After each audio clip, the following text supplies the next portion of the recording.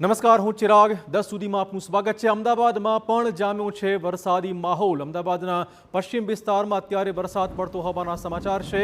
Thaltej SG highway પર વરસાદી માહોલ જોવા મળ્યો છે. આ ઉપરાંત સેટેલાઇટ, જોધપુર, પ્રહલાદનગર સહિતના વિસ્તારોમાં વરસાદ પડ્યો હતો. મેમનગર, ગુરુકુળ, વસ્ત્રાપુરમાં પણ વરસાદી છાંટા પડ્યા હતા.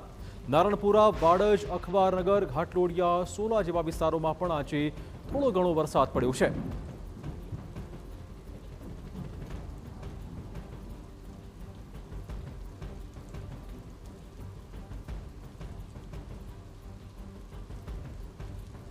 અલગ અલગ જિલ્લાઓમાં વરસાદ છે તે વરસી રહ્યો છે ત્યારે મોડી સાંજે આજે અમદાવાદ શહેરમાં પણ મેઘરાજાએ એન્ટ્રી કરી છે.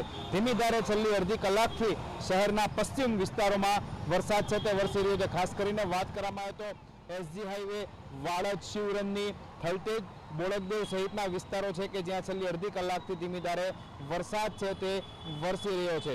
જોકે ઓફિસથી અને દુકાનોથી, કામ ધંધેથી ઘરે જવાનો સમય છે અને તેને કારણે અલગ અલગ જગ્યાઓ પર ટ્રાફિક જામની પરિસ્થિતિ પણ સર્જાય છે. તો પહેલો વરસાદ હતો. પહેલા વરસાદમાં જે છે અનેક લોકોના વાહનો બંધ પડવા જેવી પરિસ્થિતિ પણ સર્જાઈ હતી.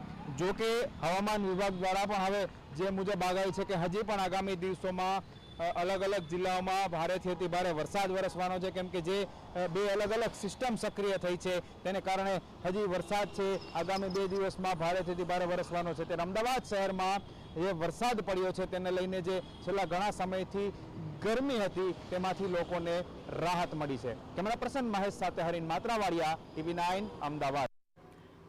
અમદાવાદ પાસે ગાંધીનગર